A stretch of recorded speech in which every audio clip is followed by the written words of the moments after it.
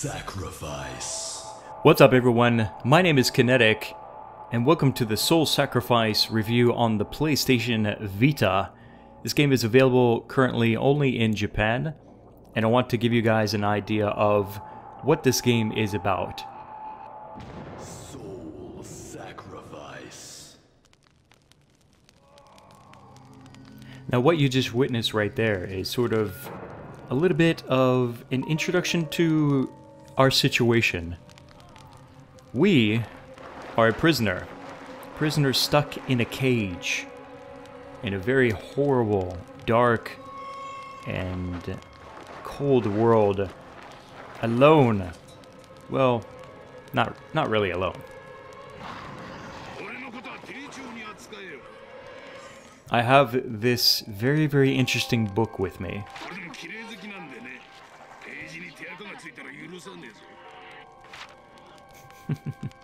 And from this book I'm able to go out adventuring. Well, I should say go in adventuring. It's very difficult to try and explain. You just kind of have to see it. Basically, right guys, this game is sort of I'm reluctant to say it is a Monster Hunter style of boss hunting, questing, hunting type of game. And the reason why I'm reluctant is because it is so very different, but has yet so many similarities to that style of game. By opening this book, right, you're able to read the pages inside, and by reading the pages you're able to experience the stories that are inside in a very realistic way. It will put you into the story.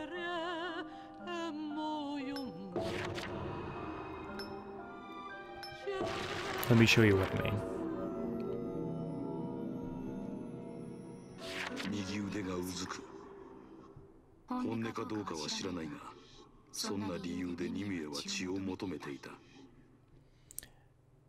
This game has a very beautiful presentation, and in this single player part that I'm showing you right now, as you can see, it's really nice.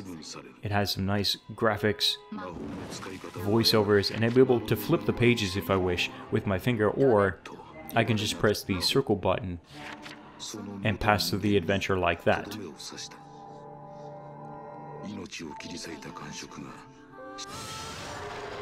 So now, I've read up to the story at this point, and from this point on, I will actually engage in the story with my character.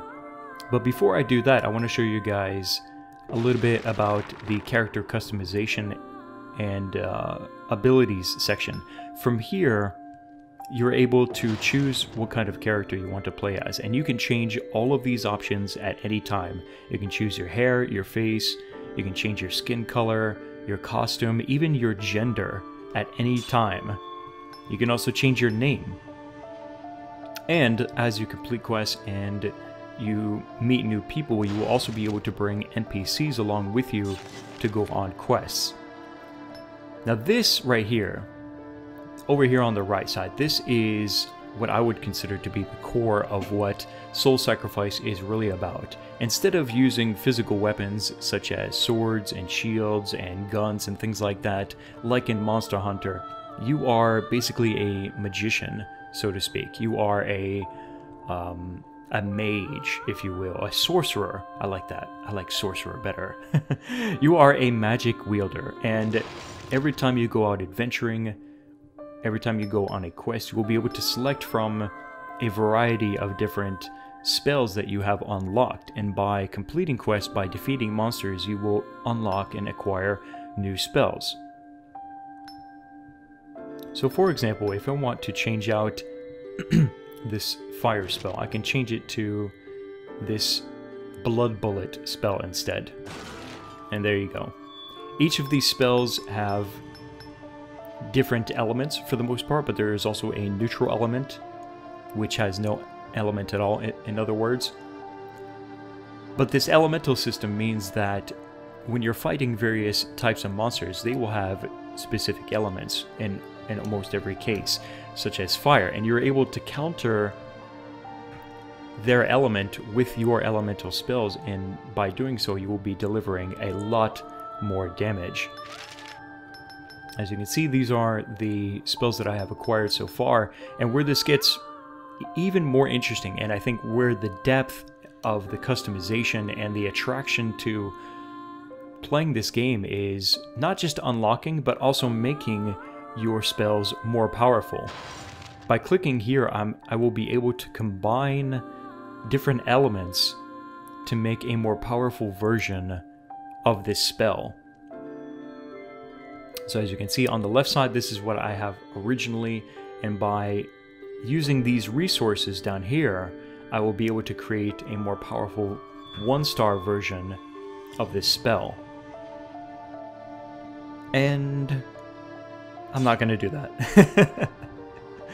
I'm still doing a lot of research as far as the spell combinations, but just know that your spells are not simply spells that are static. They can be changed and they can be made into much more powerful versions of themselves, and that will be what you will need to do actually in order to move forward in this game, to fight greater monsters and greater enemies.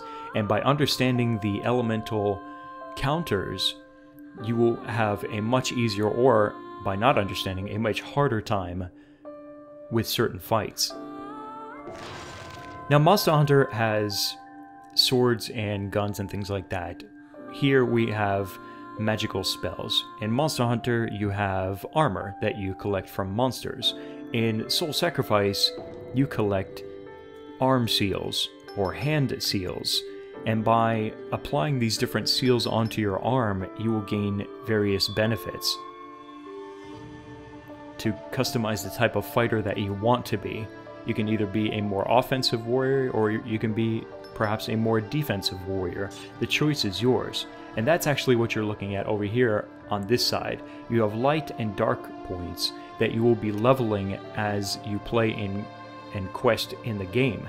And by leveling your light, you will gain more health benefits. You will gain more defensive power. And by leveling the dark element, you will gain more attack power. So you will do more damage by doing that. And these changes, or these choices I should say, for light and dark are not permanent. You can actually choose to de-level the different alignment that you have. So if you want less light and more dark, you have the option here to take that away and to add to another. And this over here is what they call Salamander. This is a very powerful ability, and there are other abilities that you will gain over time.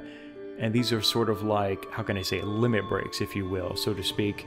If you think of Final Fantasy, where you will be put into a certain situation based on different conditions, and you will be able to unleash really, really powerful spells. But all of this comes at a cost. I've been mentioning about all of this power and things like that, but it all comes at a cost. And I will explain more about that as I participate in this quest here.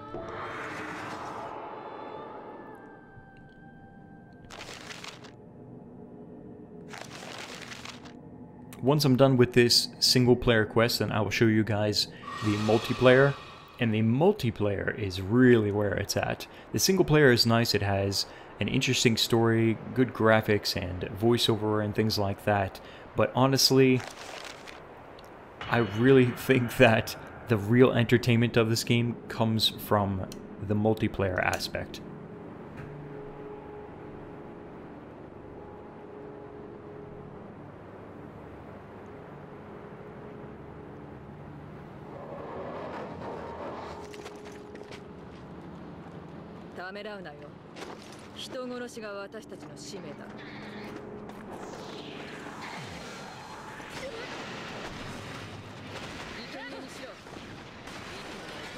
So as you can see, I'm no longer in a prison. I'm actually in a different world now. I'm in the story that is inside of Libram. Alright, so let's talk about what does soul sacrifice really mean. As you can see, we have defeated these different enemies, and now I have a choice. I can either save them or I can sacrifice them. If I save them, I will regain some health points that I've lost if I've been hit. If I sacrifice, then I will regain my powers here, because there is a limit. If I continually use the same attack over and over and over again, as you can see, I'm making a sacrifice. I'm actually losing my health. For other spells as well, if I continually use, say, this spell here, it is now flashing. If I continue to use it more and more and more, then I will completely run out of it. By sacrificing my enemies, though, it will allow me to refresh or regain that power that I have lost. Graphically, I think this game is really, really nice. I really enjoy the atmosphere. I like the stages. They're very well crafted. The characters have some nice detail on them. It's a very, very nice game. Admittedly, it probably will look considerably different when you're actually playing it, because this is an off-screen recording. So the colors and things are a little bit off, but it's a pretty good camera, so it's a pretty good representation, I think, also of what you would see if you were to purchase and buy this game yourself for your PlayStation Vita. The sound quality is very, very nice. The attack sounds and the music is absolutely superb. And I think we're about to get into a boss fight. A little bit about the controls though first, before we get into this boss fight. The right analog stick, obviously, is your movement, and the left is your movement and right is your camera. If I click and hold the left shoulder button, it is a lock-on. It will lock on to whatever enemy is nearby, so that way I have a fixed camera on them and I can maintain my focus. By pressing the right shoulder button, this is how you are able to switch between your different skills, or your different spells, and as I mentioned before, the square, triangle, and circle is how you will activate those different spells.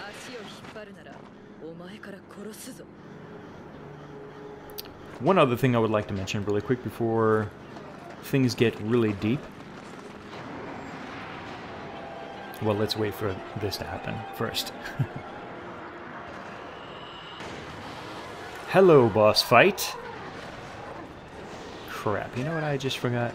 I forgot to bring a nice shield for this boss fight. That's alright. But take a look at this, guys. I'm able to activate what is called the Mind's Eye. And the green outlines are the outlines of friends and enemies. But those red spots, those are the enemy's weak points. So if I'm able to focus my attacks onto those weak points, I will do additional damage. And I can do that with this spell.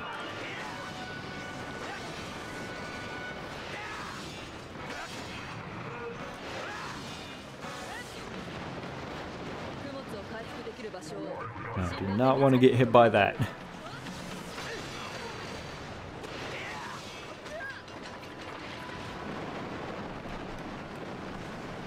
Where is he going? Where is he going? Oh, we got... shit. We got company.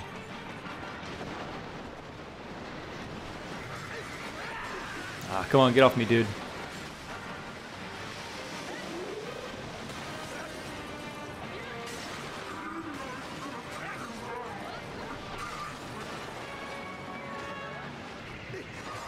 I'm using a healing spell right now to regain some of my health. And it looks like my NPC friend is keeping the smaller monster busy, but I am going to go ahead and engage this monster because I want to sacrifice it. I have to be careful though, because this boss could turn around and start coming my way. Okay, so now I'm going to sacrifice this monster and... bam! There, my attack spells have been refreshed a little bit.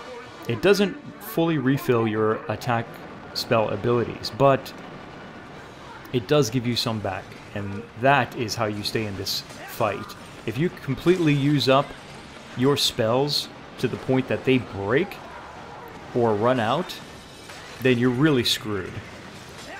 A big part of what you will need to do, oh boy, during these... Oh, I forgot that that's his rocket arm. I should have gotten closer rather than farther. It's kind of difficult to record and concentrate on the boss fight and concentrate on talking about the game at the same time. Thank you very much. That was a random tree that if you hit it, it will grow fruits, and then you can use those fruits to gain things like health or attack power. This right here is sort of like a little spot where I can pick up some items.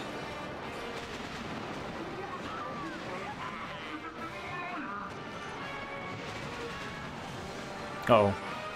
I do not want to be near that.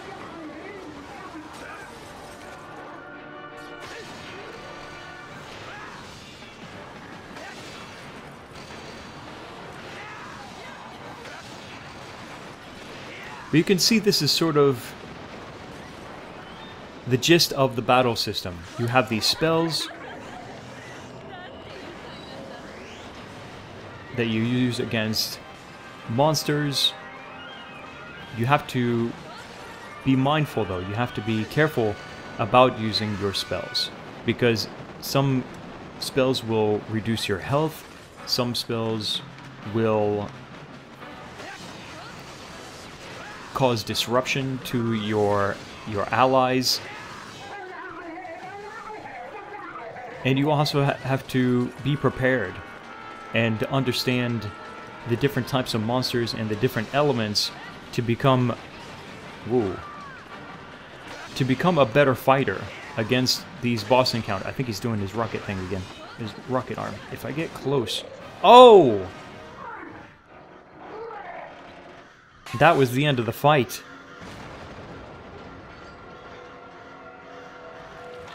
I was saying, if I get close to that rocket arm, then I have a greater chance of dodging. There is definitely some strategy involved in these different boss fights.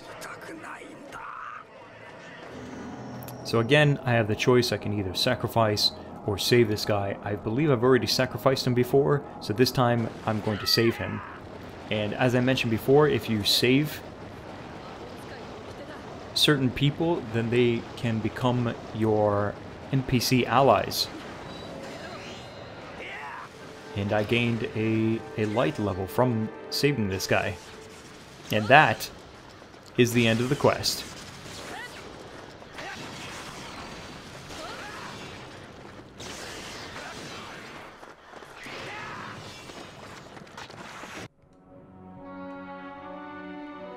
So there you go, guys. There is the gist of the single-player action.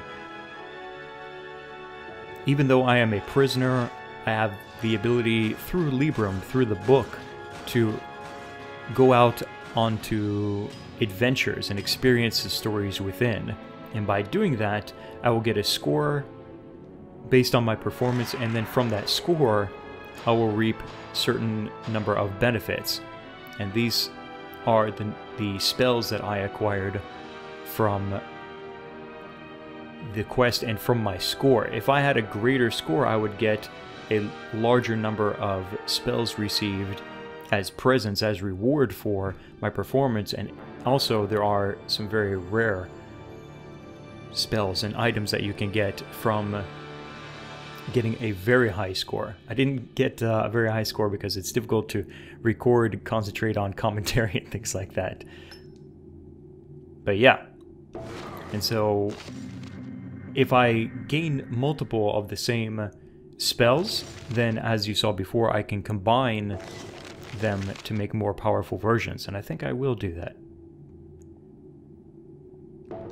There we go. Now he's my ally in battle.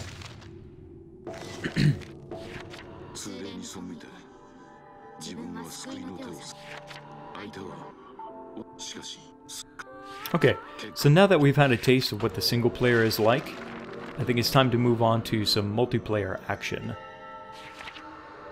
I want to first go back really quick to my character profile section here, and I'm going to do what I was talking about earlier, which is combine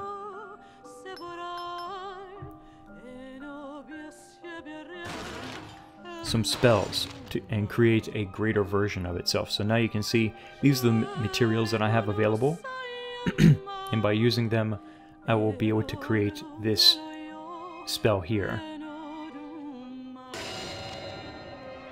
And there we go.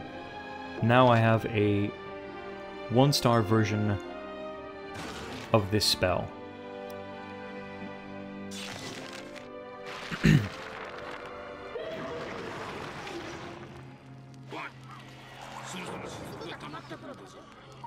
This is pretty interesting. Once you complete stories from within Libram, that's his name, Libram, he has a tear that will come out of his eye, and you can use that tear as a resource in the game. If you break a spell, if you use a spell too much, then you can use Libram's tear to repair that spell.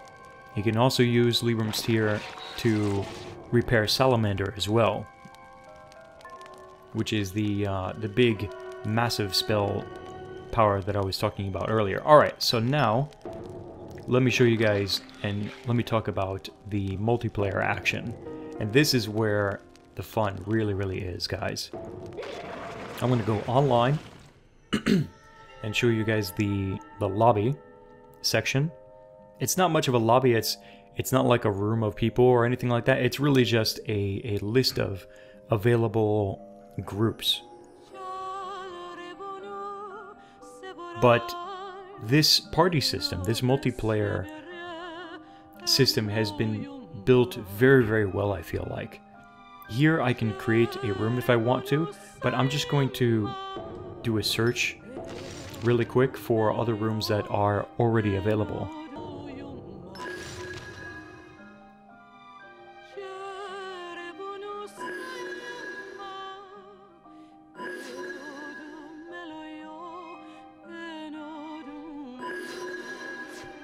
Alright, looks like I found an interesting room to join into.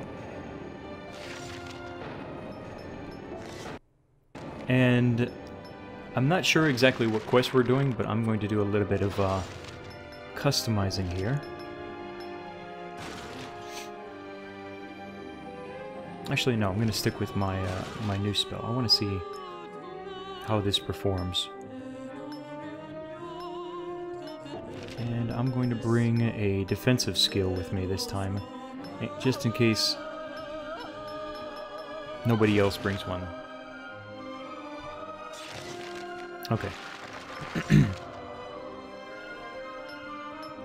There we go.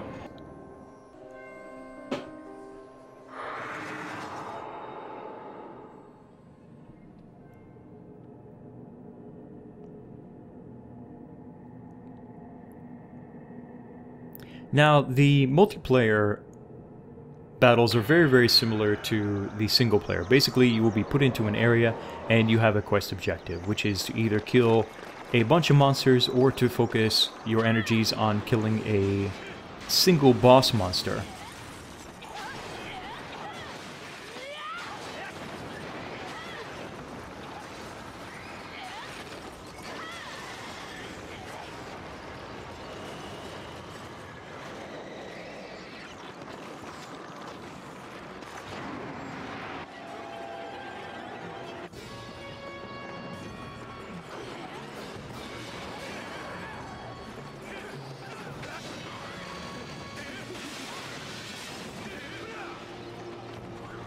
Alright, so it looks like we are doing a boss fight.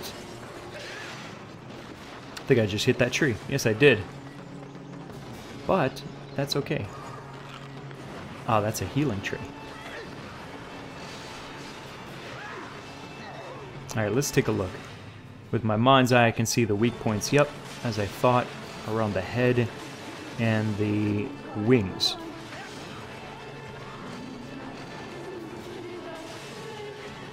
Oh, I do not like this boss. I've fought her before, and she can be a real pain in... Oh, yep. She can be a real pain in the ass.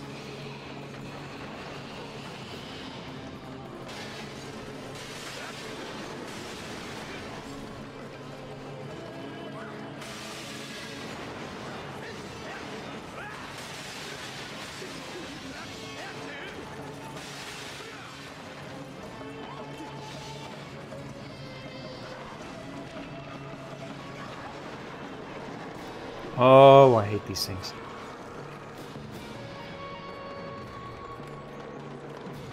If that thing touches me, it's going to explode and cause significant damage. And it looks like we've got some other minions around here. I'm going to have to attack these, because if we don't take care of these smaller minions, then they can actually become more powerful, and then things can get really dangerous.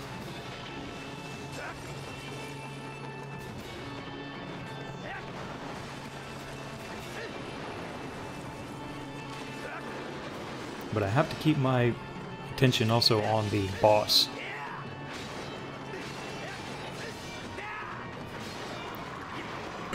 Alright, there we go.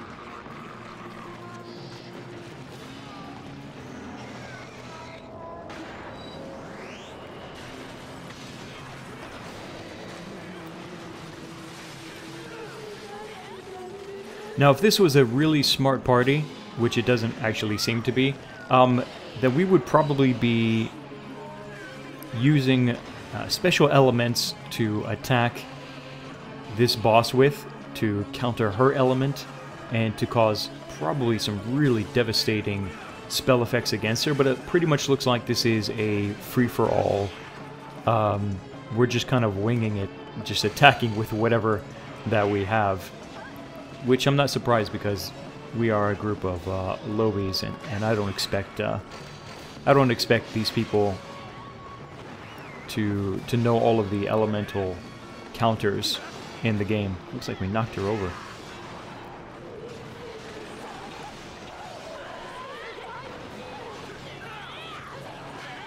But at higher levels... Oh. At higher levels, it will be essential. Teamwork, knowing the elements, knowing the counters, and combining spell effects in order to defeat bosses effectively, especially if you want a high score, because that really is what it's all about. If you want to get more rare spells, if you want to get really powerful spells, then you will have to do really, really well in the fights and kill the boss as efficiently as possible, as quickly and efficiently as possible, in order to unlock those special abilities.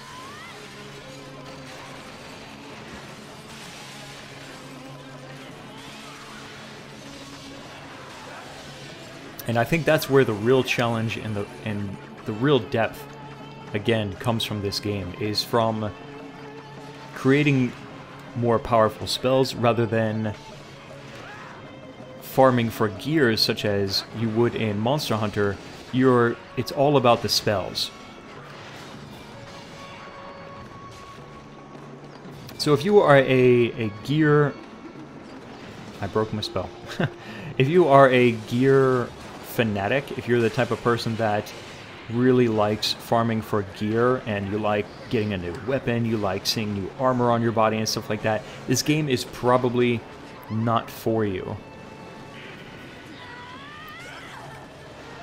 If you're interested in acquiring new abilities, more powerful spells, becoming a more powerful sorcerer in battle, and a different style of boss hunting, then this game is for you.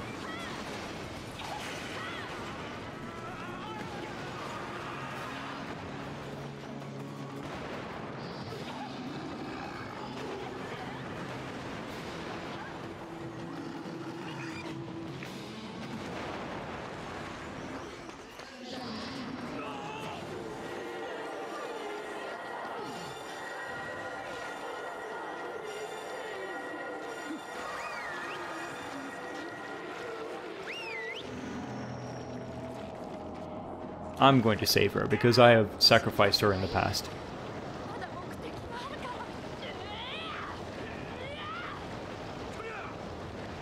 And there you go, guys. Multiplayer action in Soul Sacrifice for the PlayStation Vita.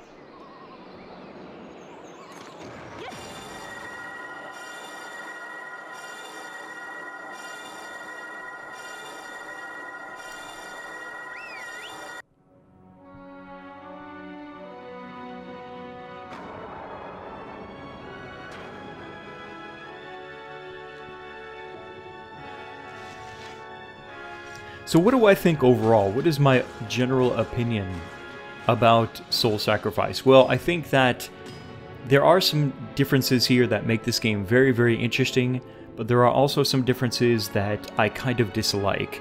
I don't like being locked in a cage. I don't like being a prisoner without a way of escaping, it feels like. I don't like not having a town that I can explore, NPCs that I can talk to in that sense, sort of, you know, in a traditional style of Monster Hunter, or like Phantasy Star Online 2 for the PlayStation Vita. There's a giant town that you can go out into and meet with real people. You can talk to NPCs. You can do lots of really interesting things from within a town, but you can't do that in Soul Sacrifice. You're locked in a cage, and the only escape that you have is through this book, is because of Libram. And it makes it, I don't know, it makes it feel like there's less of a world than there could be. I would have liked to see a more open world adventure, I guess, for Soul Sacrifice. The only other gripe besides that I have with this game is the sacrificing and saving during party situations. When you're all running around fighting minions, and I explained this recently in another multiplayer video that I did, it can get really annoying because maybe people will not be courteous and allow you to sacrifice or save, even though it was the monster that you mostly put the effort to defeating that minion, so that way you could save or sacrifice and level. Sometimes people will just be ignorant or be dicks about it, and they will go ahead and take your sacrifice or take your chances, and that can get really annoying. But if you're playing with friends, then it will probably not be such a big deal. The single player is a lot of fun. There's a lot of interesting customization here. The whole system of leveling and making more powerful spells is really, really interesting and gives the game a lot of depth and a lot of reason to go out hunting, because you're looking for certain monsters. You're trying to get a better score, and you're trying to become a more powerful, I'm gonna say sorcerer. I don't like calling these people magicians. It may be inaccurate, but that's what I'm just gonna use, because screw you, it's my video review. But anyway, guys, I think I have pretty much covered the gist of this game. You've seen the single player, you've seen the multiplayer, and you've seen what it offers in terms of difficulty and depth.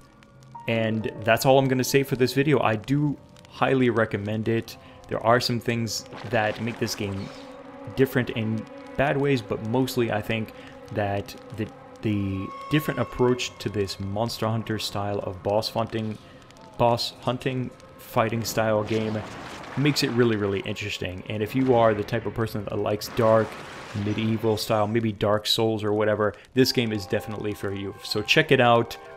I imagine that there will be a demo pretty soon in English, so when that launches, definitely check it out. Soul Sacrifice for the PlayStation Vita. My name is Kinetic, and I'll see you guys next time.